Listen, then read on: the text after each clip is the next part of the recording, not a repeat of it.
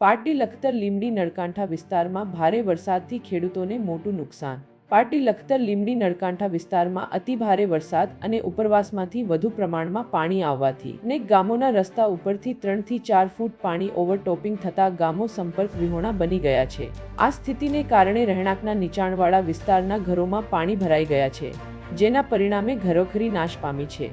કાચા મકાનો પણ ધરાશાય થયા છે। આ વિસ્તારમાં 70% ગામોના ખેતરમાં પાણી ભરાઈ જતા ઊભા પાક બળી ગયા છે, જેના કારણે ખેડૂતોને ખૂબ મોટું નુકસાન થયું છે।